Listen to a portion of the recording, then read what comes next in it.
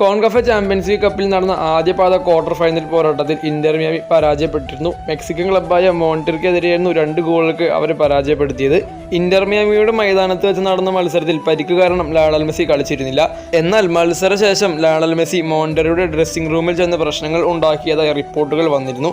അതായത് ലയണൽ മെസ്സിയുമായി പ്രശ്നങ്ങൾ ഉണ്ടാക്കിയതിനു ശേഷം ടണലിൽ വെച്ചുകൊണ്ട് തന്നെ മോൺട്രിയറുടെ പരിശീലകൻ പ്രതികരിച്ചതിന്റെ ഒരു ഓഡിയോ ഇപ്പോൾ പുറത്തു വന്നിട്ടുണ്ട്. എന്നാൽ ലയണൽ മെസ്സിയെ പിശാചിന്റെ മുഖമുള്ള കുള്ളനെന്നും അദ്ദേഹം വിളിച്ചിരുന്നു. ലയണൽ മെസ്സി ഉണ്ടാക്കിയ പ്രശ്നങ്ങളെ പറ്റിയും അദ്ദേഹം ഇപ്പോൾ പറഞ്ഞിട്ടുണ്ട്. അദ്ദേഹത്തിന്റെ വാക്കുകൾ ഇങ്ങനെയാണ്: ആ കുള്ളന് ഭ്രാന്താണ്, ചെകുത്താന്റെ മുഖമാണ് ലയണൽ മെസ്സിക്ക്. തന്നെ ചേർത്ത് നിർത്തിക്കൊണ്ട് അദ്ദേഹം പറഞ്ഞത് ഇങ്ങനെയായിരുന്നു: നീ ആരാണ്, എന്താണ് നിന്റെ വിചാരം എന്നാണ് ലയണൽ മെസ്സി അദ്ദേഹത്തോട് ചോദിച്ചത്. അതിന്റെ കാരണം ഞാൻ അദ്ദേഹത്തെ നോക്കാത്തത് കൊണ്ടാണ് അദ്ദേഹം അങ്ങനെ പറഞ്ഞത്. എന്നാൽ ഞാൻ മെസ്സിയോട് പ്രതികരിച്ചിരുന്നില്ല. എല്ലാവരുടെയും മുന്നിൽ വെച്ചാണ് ലയണൽ മെസ്സി എന്നോട് ഇത് ചെയ്തത്. അവർ ഇത് ചെയ്തത് മത്സരം മോശമാക്കാൻ വേണ്ടി തന്നെയായിരുന്നു.